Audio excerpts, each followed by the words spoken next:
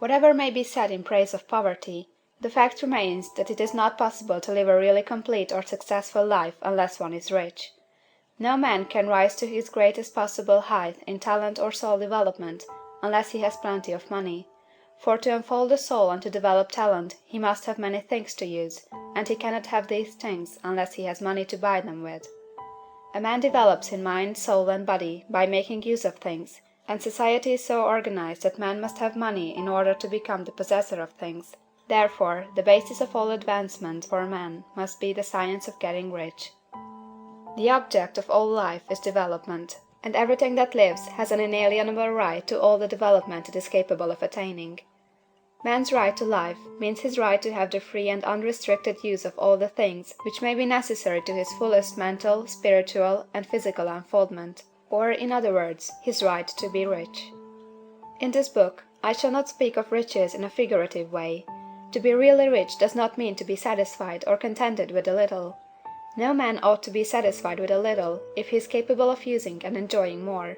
The purpose of nature is the advancement and unfoldment of life, and every man should have all that can contribute to the power, elegance, beauty, and richness of life.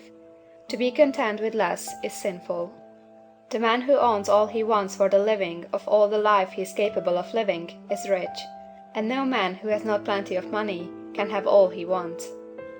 Life has advanced so far, and become so complex, that even the most ordinary man or woman requires a great amount of wealth in order to live in a manner that even approaches completeness. Every person naturally wants to become all that they are capable of becoming. This desire to realize innate possibilities is inherent in human nature. We cannot help wanting to be all that we can be. Success in life is becoming what you want to be. You can become what you want to be only by making use of things, and you can have the free use of things only as you become rich enough to buy them.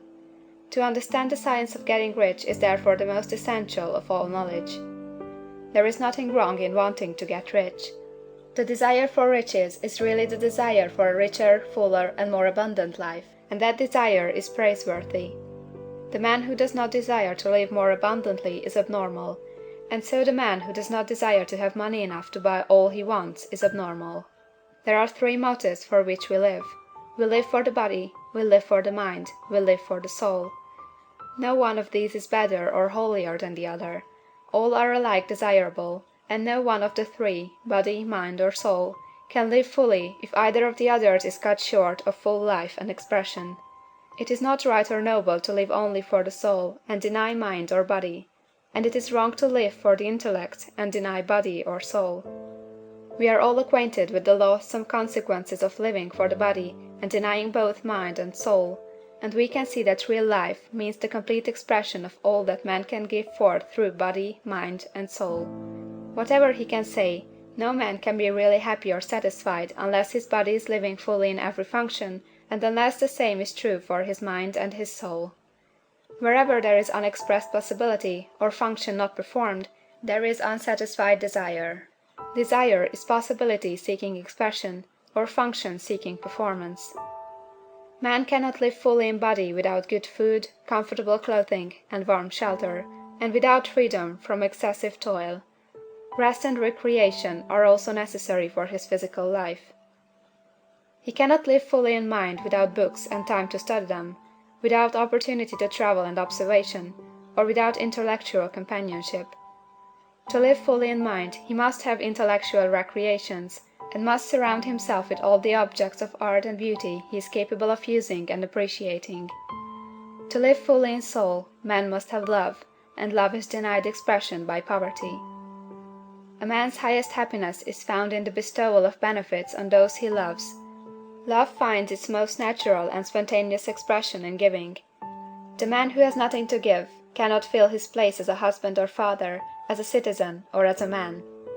It is in the use of material things that a man finds full life for his body, develops his mind, and unfolds his soul. It is therefore for supreme importance to him that he should be rich.